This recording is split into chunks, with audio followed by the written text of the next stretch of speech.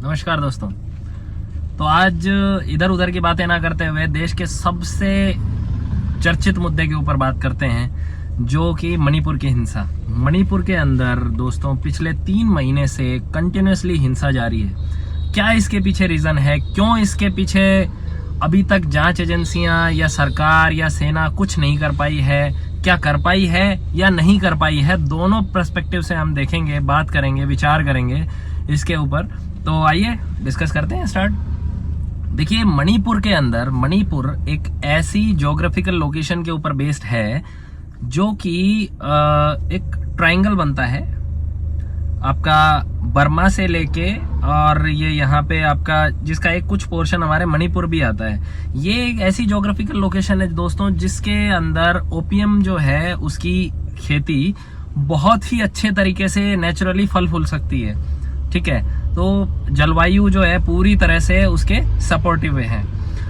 और जो ओपियम है वो आप अगर सर्च करेंगे या देखेंगे अपने हिसाब से तो आपको पता लगेगा कि ओपियम जो है वो आजकल ड्रग्स के रैकेट के लिए एक बहुत ही इंपॉर्टेंट चीज है। ड्रग्स जो है उनको तैयार करने के लिए, जैसे कि कोकेन, हेरोइन्स और ये सब इनका, तो जो ड्रग्स इंटरनेशनल जो ड्रग्स माफिया है वो धीरे धीरे इन सब जगहों को, ऐसी जगह जहाँ पे जो कि लोकेशन जो है अच्छी रहे, इनके उपजाऊ है जमीन, जहाँ की जलवायु उपजाऊ है, वो लोकेशन देख के वहां के लोगों को ट्रेंड करते हैं और वो वहां पे उसकी कल्टीवेशन करते हैं। अब आते हैं मुद्दों के ऊपर। ओपियम जो है हमारे मणिपुर के हिली एरियाज में खूब आराम से, खूब मजे से उगाया जा रहा था, अवैध रूप से, जो कि बैंड है टोटली, लेकिन अवैध रूप से उगाया जा रहा था इतने सालों से।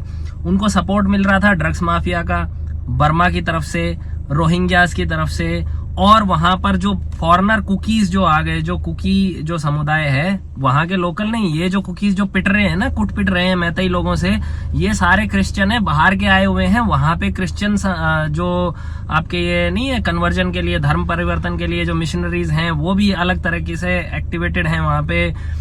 चाइना जो है वो भी इंट्रूड कर रहा है, धीरे धीरे वो वहां के लोगों को, वहां की जनजातियों को इस प्रकार से प्रभावित कर रहा है कि आपस में लड़ाएं भिड़ाएं।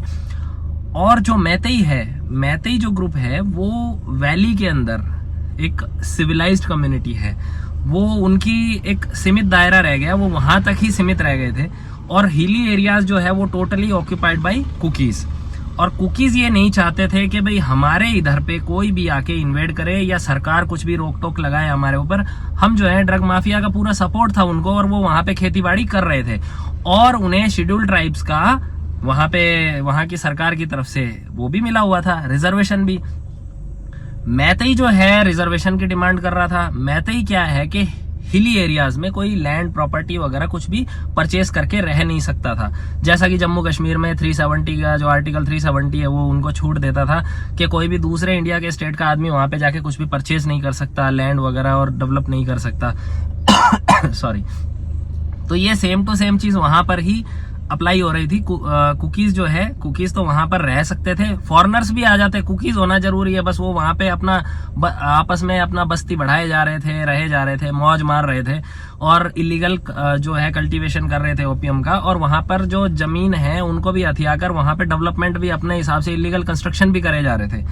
मैतेईज ने डिमांड की कि हमें भी शेड्यूल्ड ट्राइब्स का आप रिजर्वेशन दीजिए, सो दैट हम भी जो है पूरे स्टेट के अंदर हमारे हिसाब से हम भी डेवलप हो सकें, इधर उधर जा सकें, और उसके अंदर हमारी बस्तियां बसा सके हम पहाड़ों में भी। तो वहां की लोकल सरकार ने जो है उन्हें छूट दे दी, उन्हें एसटी का रिजर्वेशन दे दिया, और कुकीज के ऊपर जो है ये इम्पोज कर दिया कि आपने जो भी गवर्नमेंट जमीन है, गवर्नमेंट लैंड्स हैं या पहाड़ी जमीनें हैं जो हथियार रखी हैं, उनको आप खाली कराएं। और गवर्नमेंट खाली करवाने लग गई थी, और जो उन्होंने कल्टीवेशन किया हुआ था, उन्होंने जो फसलें उगा रखी थी ओपियम की, वो सारी भी डिस्ट्रॉय कर दी। ऑर्डर जो है वो पास ऑन हो गए थे। देखिए, मोदी गवर्नमेंट है, जहां पे भी बीजेपी स्टेट्स रहते हैं, मोस्टली उनका तरीका यही होता है कि कड़वी दवा देते हैं, वो धीरे धीरे देते हैं और लोगों को रास्ते पे लेके आते हैं। वहां की सरकार, मणिपुर की जो लोकल बीजेपी सरकार है, उसकी कोई कमी नहीं है। उसने अगर ये ऐसा किया था तो बहुत अच्छा किया था। सॉरी।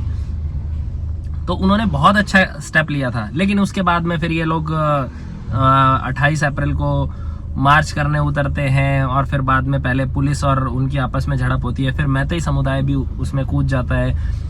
और ये जितने भी प्रोटेस्ट करने वाले हैं ना, ये सारे मोस्टली फॉरेनर्स हैं, रोहिंग्याज हैं, इन सब का और ड्रग्स जो माफियाज है इनके सपोर्ट है, चाइना का भी सपोर्ट है। तो इनकी अगर कुटाई पिटाई हो रही है तो बहुत अच्छा है भाई।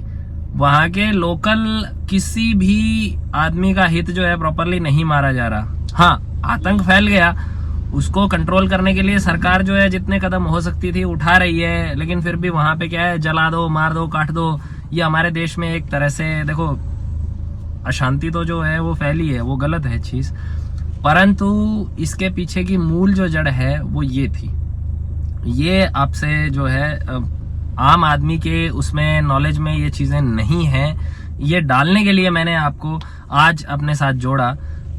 मोदी गवर्नमेंट के खिलाफ में अभी रिसेंटली जो है अविश्वास प्रस्ताव पारित किया गया कि भाई अपना विश्वास मत, हालांकि वो अविश्वास प्रस्ताव उन्होंने पहले से ही कह दिया था कि भाई हम अल्पमत में हैं, ये अविश्वास प्रस्ताव जो हम ला रहे हैं। लेकिन अविश्वास प्रस्ताव में क्या है कि प्रधानमंत्री से कुछ सवालात किए जाते हैं तो उसके ऊपर जो है उन्हें जवाब देना पड़ता है। तो ये उनसे जवाब लेने के लिए कि भाई आप क्या कह रहे हो, 2024 का इलेक्शन आने वाला है, कुछ बोलेंगे, एक बात के चार मतलब निकाल के नेगेटिव उनके मीनिंग्स बना के पब्लिक के अंदर एक प्रोपेगेंडा क्रिएट करके और उन्हें पब्लिश कर देंगे, एक की चार लगा के बोल देंगे।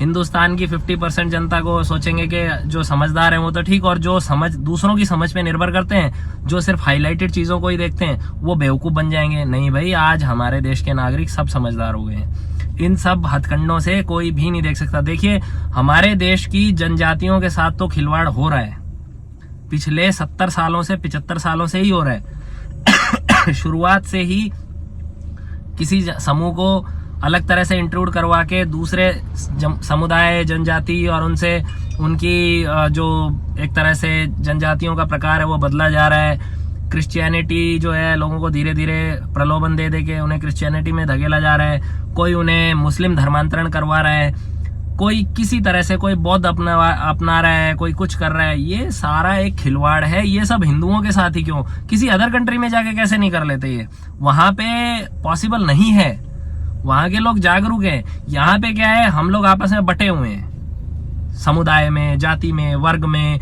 और जिन्हें कमाना है उन्हें कमाने से फुर्सत नहीं है, अपने समुदाय, समाज या सोसाइटी के प्रति कुछ कर्तव्य नहीं रखते, समझते, तो इसलिए वो लोग जल्दी से फंस जाते हैं। अरे भाई जागो, कुछ समय अपने धर्म को भी दो। यदि नहीं देंगे तो हमारे बाल बच्चों के साथ भी यही समस्या आएंगी, उन्हें भी कोई ना कोई धर्मांतरण करवा देगा। तो आप अपने आप को थोड़ा सा सजग रखें और समझें। और ये मणिपुर वाला जो मसला है, इसकी असली जड़ जो है वो यही है, यहीं से शुरुआत होती है। उसके बाद रेस्ट ऑफ द स्टोरी जो है वो अपने आप में एक हिस्ट्री है। हालांकि उसमें देखिए 50,000 से ज्यादा लोग मारे गए, 50,000 से ज्यादा परिवार विस्थापित हो गए, हजारों की संख्या में मारे गए, लाखों की संख्या में लोग अभी भी बेवारसों की तरह पड़े हुए हैं, रिफ्यूजी कैंप्स में पड़े हुए हैं। ये सब चीजें देखिए, ये दयनीय है, ये दयनीय स्थिति है। लेकिन अननेसेसरली बाहर से फॉरेनर्स कोई आके इंक्लूड कर रहा है और धीरे धीरे यहीं पे आके, इसीलिए ही एनआरसी और ये सब लगाने की बात चल रही थी, ठीक है। तो इन सब चीजों के लिए अब मोदी गवर्नमेंट को गलत ठहराएगा कोई कुछ कहेगा, कोई कुछ कहेगा, वो सब चीजों से कोई मायने नहीं रखता। लेकिन एनआरसी आनी चाहिए हमारे देश में, ये सबसे मेन चीज है। ठीक है दोस्तों, नमस्कार।